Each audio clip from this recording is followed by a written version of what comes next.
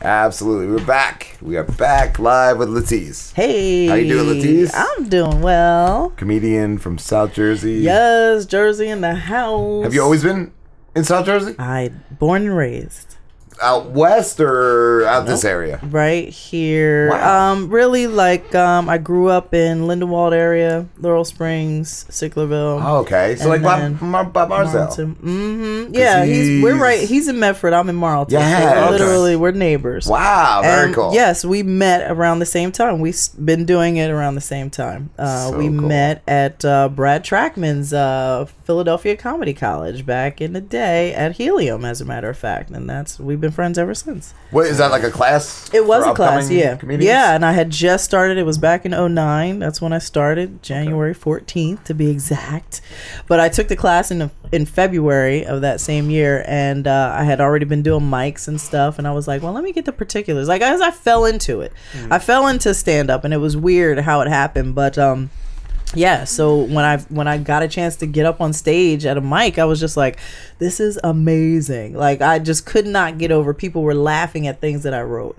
Wow. And I just kept going back and back, and then I never looked back. That's cool. Like, what made you get on the stage the first time? It was almost like a dare, because the month prior, so I'll take you back real quick. In December of 2008, I went to see a girl I graduated high school with. I went to Camden Catholic, and she had already been doing stand-up for a few years, and I went to go see her down in Atlantic City at the Comedy Stop at the Tropicana.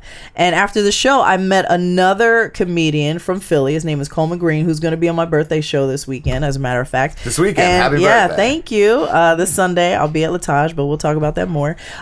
So we're just sitting around after the show, and he just said, you know, you're funny, you should get on stage. And I'm like, what are you talking? Like, I didn't even know acting was my first love, to be honest, right? Okay. So he says this, and I'm like, what do you mean? So he's like, we're going to take you to an open mic next month, get ready, just start writing 5 minutes. And I'm like, I don't even know what that means, right? How do you convert, like, what a page, like, how do you know how long 5 minutes is? Like, is that 3 pages? Is that 1 page? It's really, it's, to be honest, it's probably about a page and a half, depending on your material. But yeah, I just started writing down this crazy stuff that will pop in my head. You know, thoughts that pop in your head and then they just disappear. Yes, yeah. yes. Right. So I just started writing stuff down for that entire month. I'm like, okay. And everything. He said, all right, we're going to take you to a mic. So January 14th was the first time I ever got on stage to do stand-up.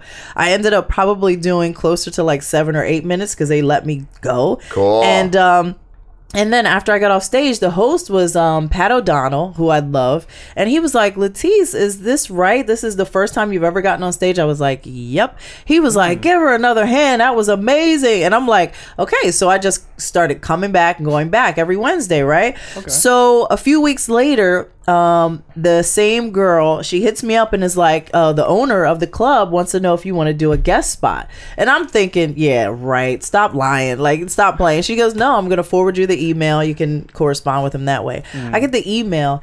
He asked me to do a 5-minute guest spot at his bigger club in Doylestown, PA. Wow. It was 1 month later from when I had started. So Valentine's night, February, 2009, I get up to do 5 minutes in front of a sold out crowd, rocked it, and I was just like, oh my God, it was the best feeling. And I never looked back. Wow. Do you still pursue acting? I do. Actually, I just started getting back into acting. It's funny you asked me that because I started taking classes again, getting like refreshed and over with Mike Lemon. Shout out, because I know Ainsley is listening. Yes, one of my acting peeps. And Lisa, and shout out to Mike. I know they're listening because I hit them up and I said, yo, tune in. I'm going to be on Rob and Slim show. Y'all got to listen. But anyway, so I started just taking courses again, just getting refreshed. I have to get some new headshots going into 2018. But there's a Pro Flowers commercial that I did that's circulating online. It's awesome. Probably playing like on Amazon and Hulu and stuff like that. So people were like, hit me up. Did I just see you in a Pro Flowers commercial? I'm like, yep. So I'm trying to get these little extra gigs and stuff like that. But I'm having a good time. What about headshots? I always thought that was like a scam. Like, no, it's not. I tried acting once and they were like, headshots, and it's like what, $300, $500 $1,200. Listen, let me tell you. Have that. Let me tell you, a good headshot can get you work, man. Wow. Get you work. You have to figure out how to speak through your eyes. And they're always sending you to somebody in particular. It's like, you got to deal with this guy. I'm not going to that guy. Right, right. I'm going to do this on my cell phone.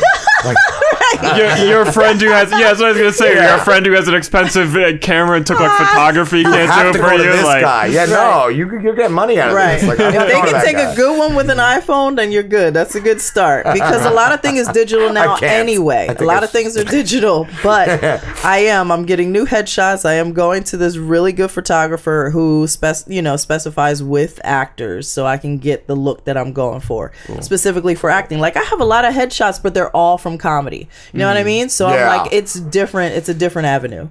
Wow, I never would have figured that would be different. What kind of acting do you pursue? Like serious roles or anything? But yeah, I can be serious. I have a serious monologue prepared, like that I could do on the spot. Wow. I have so it's like I'm just trying to build my repertoire. So when I go to auditions, I can either read, the copy that the sides, that's industry talk for their for their lines, and then or if they're like, can you do a monologue, and I can go into my monologue. That's awesome. I kind of want to ask you to go into your monologue. I had to do. I auditioned for college, and do you remember your monologue? I just had to learn I think 2 scenes from a movie. I know I did one with Ferris Bueller. I can't remember the second one. Ferris Bueller. That's one of my favorite movies. Like the beginning when he's when he's talking about that. All right, I can do mine real quick. It's actually like the ending of The Help, and so let me get serious real quick. God says you should love your enemies. It's hard to do, but it can start by telling the truth. Nobody ever asked me what it feel like to be me. As soon as I told the truth about that, I felt free. And then I started to thinking about all the people I know and the places I've been. My boy Triala always said, we're going to have a writer in our family one day. I guess it's going to be me. Scene. Wow. That's it. Oh, wow, that was really good. That was really good. It was touching. What? You felt it? Yeah, I felt that. I got into that. All right, that's cool. But yeah, so the other side of that is being able to be a comedic actor. So that's what I was wondering. Right. So now that I'm, in stand up for a few years now, and the good thing is going back into acting, they love the fact that you're a comedian because a lot of actors can't be funny naturally. I was just going to say, it's got to show some versatility. Yes. So it's definitely a plus. So I'm going to take full advantage of it, and I'm having fun. Because I was going to ask, too, like, if the acting thing takes off, are you also going to continue doing comedy? Definitely. Cool. You know what? I envision, you look at Kevin Hart's career. I'll use him as an example. Kevin Hart, Whoopi Goldberg, they all still do stand-up. She's got her full-time gig at The View. She, she's doing movies. She's doing TV. She's producing. Yeah, she was everything. It's a jack of all trades, I didn't know. I read an interview. Her first job was phone sex. Her first job was I never knew that. That voice. Her voice is great. Yeah. Do you remember Jumpin' Jack Flash, though? That was one of my favorites. I wasn't allowed to see that because I was too young, I think, when I came out. No, I was. My mom used to. We had Prism. We had cable, so I was watching all that stuff. I did not. You know the little one with the buttons, the little cable box with the buttons? Remember the box, the little brown box where you had the little thing and it went from in between up and down? Yeah. So we had Prism and HBO. So we watched all that. Yeah. But I look up, I admire Whoopi Goldberg. She was one of the only, I think, I don't know if it's her and someone else, but she's won all 4 where you win a Tony, an Emmy, an Oscar, and there's one more thing, something for music, but she's won all 4. There's a name for that, and I'm sorry, I can't think of it right now. But no, that's not it. A Grammy? Grammy, yes. Might be, yeah. All 4, and she's one of the top, 2 or 3 people in the industry. Did you say there's a name for winning all 4? It is a name for it, and I can't recall it right now. Maybe somebody will tweet it to us. I don't know. I just remember back in the day, Opie and Anthony gave her the worst time because she was on public radio at the time when they were doing their XM, and one of the things on her morning show was she read and gave warnings of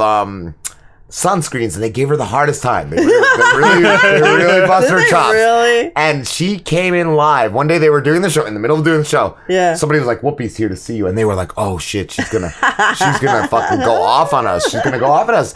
And she just came in, she sat down, she said, I know what you're doing. Like, you just busted my chops. And she brought them like coffee cake or donuts or something, whatever it was. She was so cool. She sat in there, she talked to them for a while, and like it really just turned them. Like, you saw that she's a really great person. Oh, she's so genuine. Let me tell you, when I did The View back in 2012 and for Hilarious Housewives, talk about cool. Okay, that was, first of all, it was one of the best days, but coming back upstairs, we're taking the elevator back up, and I come out and she met me at the elevator, grabbed my arm and was like, girl, you were so funny. She had watched my whole set, and she was like, then she started trying to quote my joke back to me. She's like, what did you say about the cul-de-sac and the nowhere? And I was like, oh my God, like Whoopi Goldberg loved one of my jokes. This is crazy. Yeah. So then she invites me into her dressing room, okay?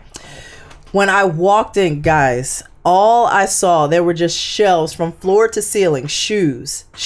Her whole dressing room is all those fabulous shoes that she wears on The View. You know, sometimes they'll actually do a close-up, and it's like all these designers and stuff send her all these amazing shoes. So I'm sitting there, and she's just like trying to get a feel, like, you know, how long you've been doing it, you know, talking to me about just business in general, seeing what I'm into, and I was like, oh my gosh. It was just so amazing. I love her to death. And then she started following me on Twitter. She's still following me too. Yeah. Wow. That cannot be beat. I know, right? That was like your last interview. I posted it that we mentioned Mario Cantone, and he on Facebook commented. Mario. He's like, I love your story about your dad. Because like it was just my dad, like I couldn't tell at the time. Like I was a kid. Like I loved Scene Pop Alley. Yeah. And my dad one day, I hate that guy because Mario's gay, and like my dad, I don't know. Different time. It was back in the day. It was in the 80s. Yeah. But his reason for hating Mario was that Mario was bowling on a Thanksgiving episode. It was one of the few days my dad was home when I was a kid. I saw him bowling with a frozen turkey. It's like, I hate him because he's wasting food.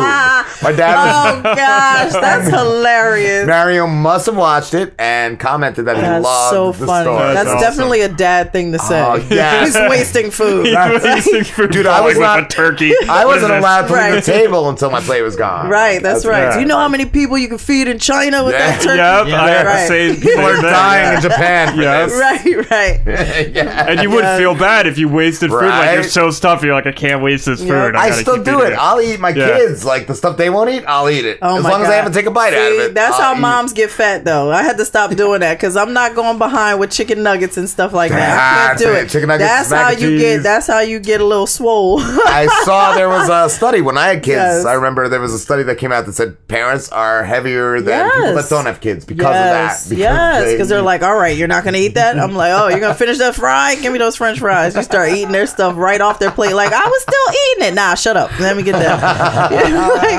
I gotta give a shout out real quick to one of my Twitter followers, Dorothy. She is tweeting us too like crazy. Cool. Shout out to Dorothy Young. She tweeted me earlier and said she actually missed one of the shout outs I gave on my show. And she was like, I'm going to tune in, hopefully. So let me give you another shout out, girl. Next time, you better tune in to Funny Bits. I saw her tweet. I was going to ask you about Funny Bits. Who do you do?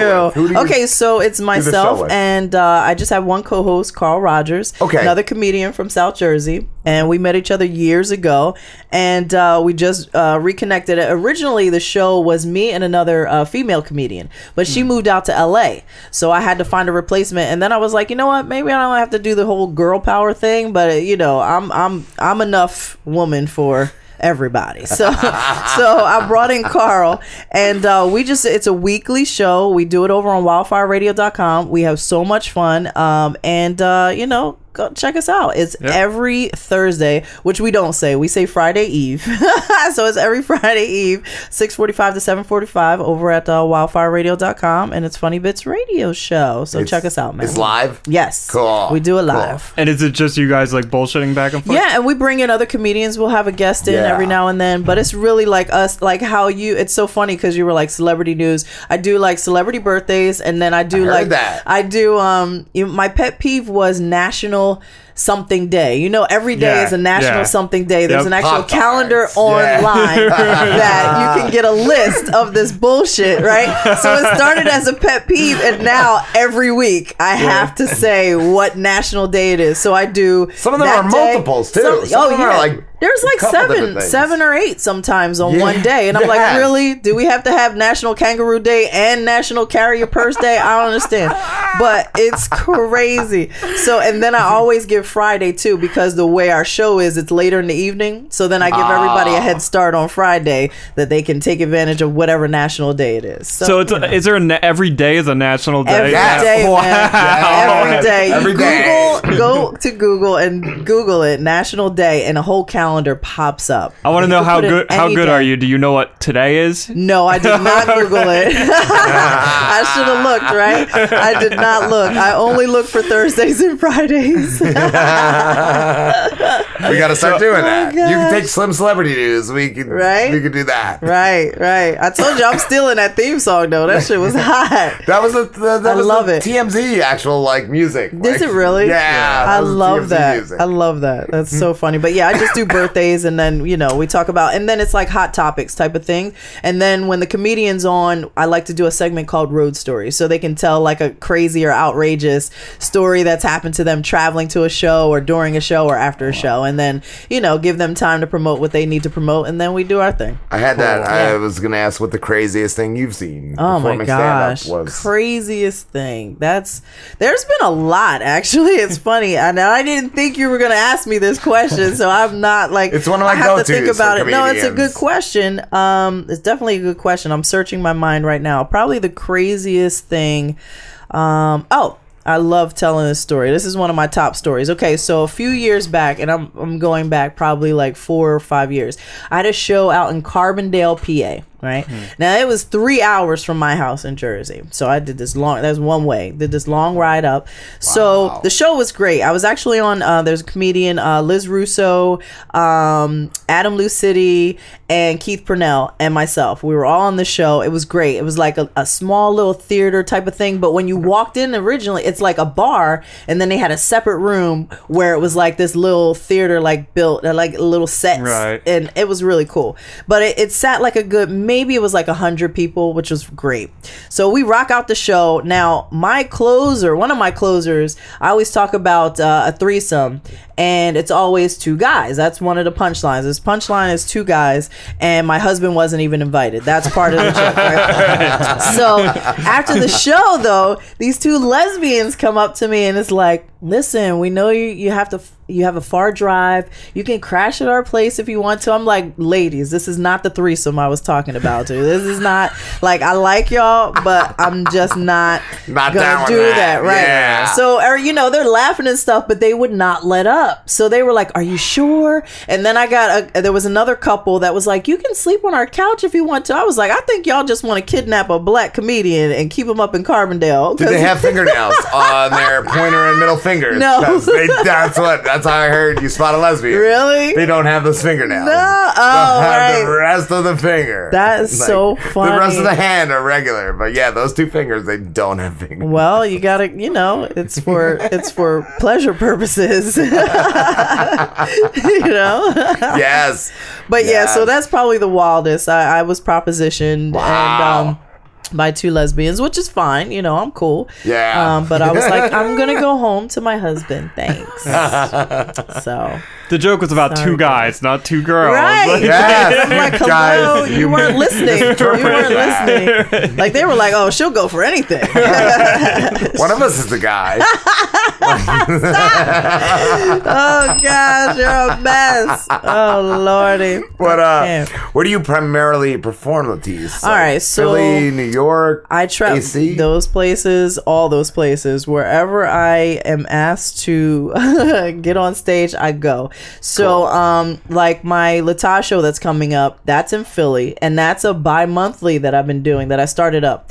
So, it's every other month in Philly. It's 1 block off of South Street, which is really cool. But I love this place. It's nice and intimate. It's upstairs from a French restaurant. So it has its own bar and everything up there. Nice. So I'm telling y'all, anybody listening, come to Philly this weekend, Sunday night, 7 o'clock, doors open. When I tell you this lineup is fire, it's fire. I got 2Ray coming through, and you know he's the king of Philly. So, in fact, he just came back from LA.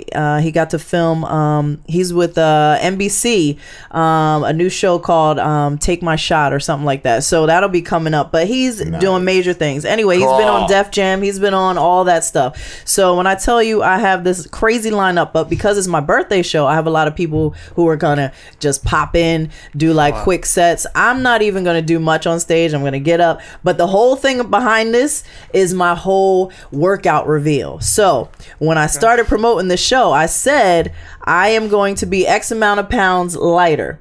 Now, so I got this badass outfit. In fact, I have a few outfits that I'm probably going to change into. Little do they know. During the night. I'm going to do, you know how they do on award shows where they pop back out and they're in a different outfit? That's what I'm getting ready to do. That's right? awesome. So I'm like, and I got these badass thigh-high boots. Oh my God. Y'all, I'll send you the pics, but it's going to be fire. I'm so excited. So it's LaTice at LaTice with friends, and that's normally every other month. So this, and it just happened to fall on my birthday. That's how perfect it was. So December 10th, it would be a normal show, but it's my birthday, so you know I gotta hype it up. And then the next show will be in February and blah blah blah blah blah. But so we've been building this slowly, getting a good turnout. So this one's gonna be amazing. I cannot wait. Nice. Awesome. Yes. Nice. Who else is going to be there? Oh my gosh. Yeah, of course. Let me see. Lineup. Keith Purnell. Love him. He's one of my mentors. Coleman Green, Gene Norris, Aisha Henry, Nicole Spain, all hilarious. Erin Mulville, she's getting ready to hit the stage. So, you know, we got to represent the ladies and the guys. Plus, I have guest spots coming in by Funny Man, Brian Isley, Mike Brooks. Like, it's going to be a night to remember. I don't know what I did or anybody did. Dorothy tweeted awkward. I don't know what about the lesbian story. We're just blaming ourselves. Like, what did we do? How did I screw this up? I know Slim did something wrong. That's what I was saying. Blame it on Slim. That's so funny. But yeah, it's anytime gonna someone be great. follows us, I'm like, what is Slim? Right. So make sure y'all come out. LaTice this Sunday night, 624 South 6th Street in Philly. Come out. 7 o'clock doors will be open. It's gonna be party.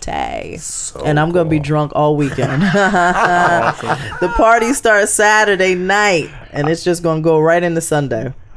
I have a question for you, LaTice, because I've been dying to talk to somebody about this, and I keep bringing it up to Rob, and he's like, I don't even know what you're talking about. I just saw the movie Get Out, and it's amazing. I loved it. You haven't seen it yet? No. Man, you gotta go see it so you can see good. how y'all crazy white people act. Yeah, shit was dude. crazy. I told him I watched. You see it, Lucas? No, I just what? seen bits and You pieces. gotta see it. I watched the first like 15 minutes. Went to bed, had nightmares all night, and I'm white, and I had nightmares all night.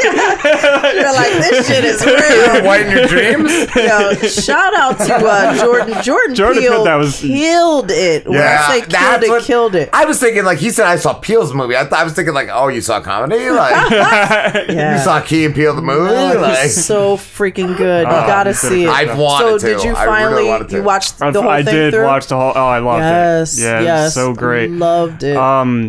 Just everything about it. And like one of the things that was so interesting to me is the fact that Jordan Peele is a comedian who's known for his comedy, and to see him then for great comedy, and then to see him to do the horror. Like I'm always curious if it's like, did a guy like that fall into comedy because that's what came natural, but always wanted to like delve into something else, and just nailed it. Like even because he had like some like that character Rod, the TSA agent, was hilarious. Lil Rel, shout out to Lil Rel, who's a comedian. Okay, he's a comedian too. Like that's a great balance to put that character in there. And it was just well. Here's my theory, because we're all a little twisted. So I think as comedians, we all have the dark twisted. side. We do, because when let me tell you, when I was in high school, my first job was McDonald's, right?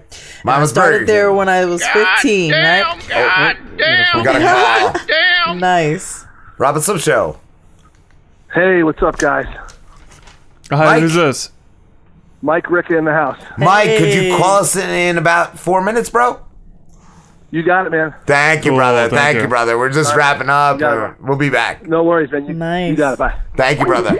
Right. Yeah, so real quick, I worked at McDonald's and started there when I was 15. I think like a year and a half, I started writing this horror, but it was like comedy / horror, right? Mm-hmm. So I already had like the sick thing in my head. So it was all about like the man, like people at the McDonald's getting killed off. And slowly, but in funny ways. And it's crazy that I was thinking about that, like, this shit really happened later on. Like, there's movies like that. And I'm like, I could have wrote that shit. Like, I was starting to write it. I think I got like 3 pages in and I was like, forget it.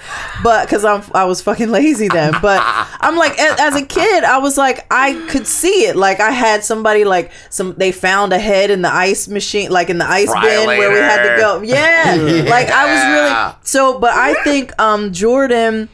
In Get Out, though, when you think about it, there were still moments of comedy, very slight, though. There? Yeah, there was slight. Because I found myself laughing at the crazy shit. I love but that it was deep. That kind of stuff in horror. You love it. When I was watching it, I almost felt like, I wonder if, like, something similar had happened to him where he had like a white girlfriend and she was like, come meet my parents, and it was really like weird and like that, like it almost felt like that was coming from like something that had actually he exaggerated it. Oh, hell yeah. It's very awkward. Quick, where can everybody find you? Yeah. Oh, okay, real quick. You easy peasy. I'm easy. LaTice Comedy on everything. So on Facebook, Twitter, Instagram, under LaTice Comedy, that's LATICE Comedy, and my website. And all my shows are listed there. Except I am on Snapchat under Tease Talk, which is just TICE and then talk, all one word. Cool. But yeah, man, I'm everywhere. Sweet.